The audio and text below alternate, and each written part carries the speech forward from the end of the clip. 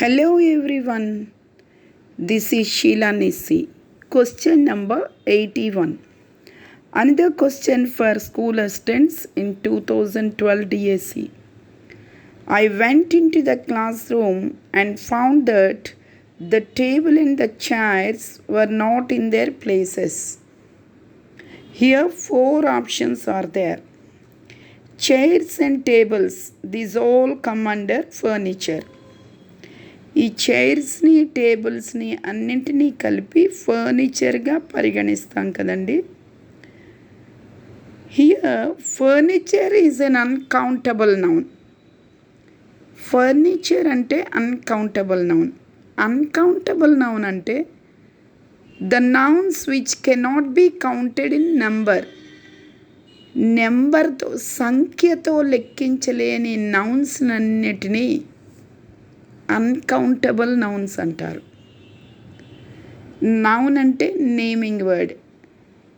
ఒక వ్యక్తికి కానీ ప్రాంతానికి కానీ వస్తువుకి కానీ మనం పెట్టే పేరునే నౌన్ అంటారు.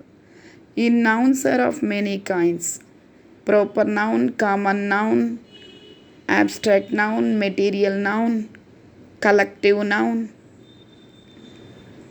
అట్లాగే కౌంటబుల్ అండ్ అన్కౌంటబుల్ నౌన్స్. ఇప్పుడు ఈ అన్కౌంటబుల్ నౌన్ని వాటిని ఎగ్జాంపుల్స్ మనం తెలుసుకోవాలి అనుకుంటే రైస్, షుగర్, గోల్డ్, ఫర్నిచర్ ఇవన్నీ అన్కౌంటబుల్ నౌన్స్ అండి. అంటే సంఖ్యతో లెక్కించలేనివి అన్నమాట. ఒక షుగరు, ఒక గోల్డ్ అనం కదండి మనం. సో ఇవన్నీ uncountable nouns which cannot be counted in number, సంఖ్యతో లెక్కించలేనివి. అయితే ఈ uncountable nouns they don't have plurals. ఇవి ఏకవచనమే కానీ వీటికి బహువచనం ఉండదండి. సో అంటే రైసెస్ అనం, షుగర్స్ అనం, గోల్డ్స్ అనం, ఫర్నిచర్స్ అనం. కానీ ఇక్కడ ఫస్ట్ ఆప్షన్లో ఫర్నిచర్స్ అని ఉంది. So we can eliminate that one.